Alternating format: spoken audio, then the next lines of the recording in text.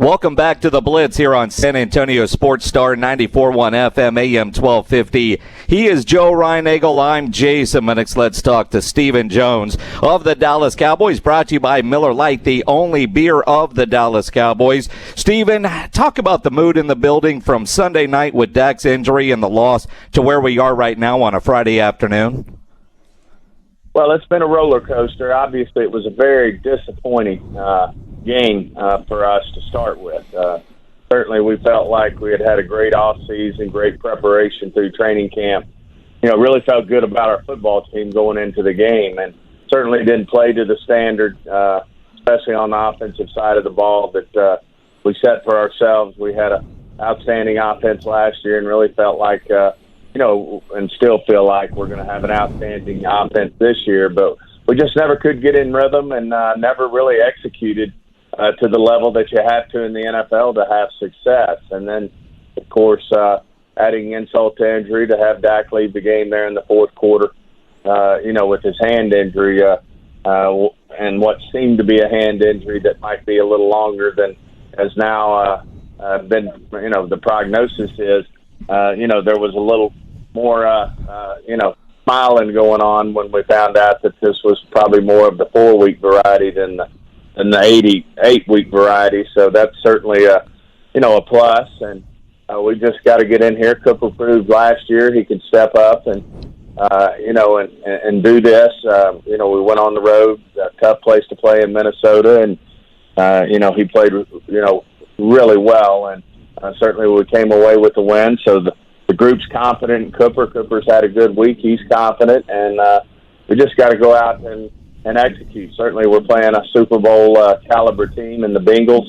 I know they're coming off a disappointing game themselves in terms of their performance, turning the ball over, more than I'm sure any team would like to do. But we'll have our work cut out for us. They're going to, I'm sure, go back and clean things up just as we intend to do. And it's going to be a big challenge out there, but one that we're up for.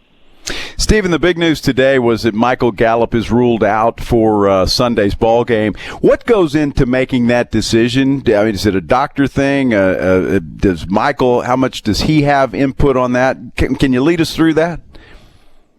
Yeah, I mean, everything revolves around how he's doing. And, to be, obviously transparent here, I mean, there was really no one ever thought Michael was going to play in the first game or two. Even going into the season, making the decision not to put him on IR, DTR, designated to return. And, probably knew he was going to miss the first two, maybe the third. Certainly he's put himself in a position, I think, to be able to, as he worked into practice this week, he'll do a lot more next week and give himself a chance to play in our third game. So he's really doing well. We're thrilled with it. I really have a lot of confidence in our training staff, led by, Britt Brown on the rehab side, along with Jim Maurer, who's our head trainer. But he's done an outstanding job with these guys, and you certainly know it's a long season, and you don't want to rush him back. But at the same time, they also know how important it is to get these players back, when you're trying to win football games. So we feel really good about where we are with Michael and feel like, he's got a great opportunity to really start to have a chance to play starting with next week. Stephen Jones with us here on the Blitz. That said, Mr. Jones, you look at the wide receiver core last week. Even when Dak Prescott was in the game for 3.5 quarters, they struggled. A lot of targets for CeeDee Lamb, not a lot of catches. What are you talking about to try to get more out of those wide receivers? I mean, this thing boils down to execution and getting in a rhythm. And certainly, CD is the guy when we decided to make a tough decision from a salary cap standpoint with Amari to really let CD start to blossom and really work his way into being the number one receiver in this offense. But, it's a combination of things. I don't want to point to just one thing. I mean, we as an offense, we got to get the ball down the field more, rather than, the dinking and dunking concepts. But, we've got to execute and we've got to get into rhythms. One of the stats, we were going over with watching the film is I think it was either 5 or 6 third and less than 5s that we missed.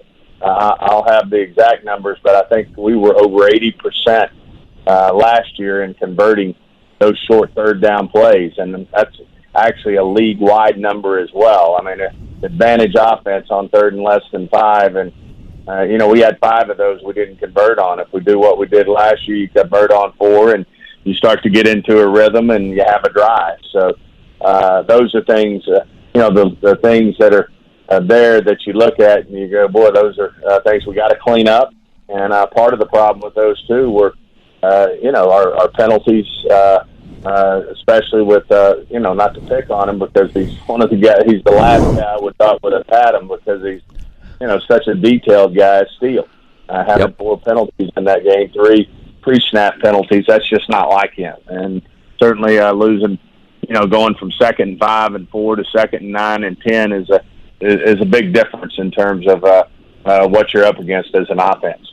Stephen Jones of the Dallas Cowboys here on the Blitz, brought to you by Miller Lite, the only beer of the Dallas Cowboys. Mr. Jones, we had so many technical issues yesterday. Appreciate your flexibility and joining us on a Friday afternoon. We know you've got to get to a meeting. Appreciate you taking that time and rescheduling for us down here in San Antonio. Absolutely, guys. Great to be on. Thank you.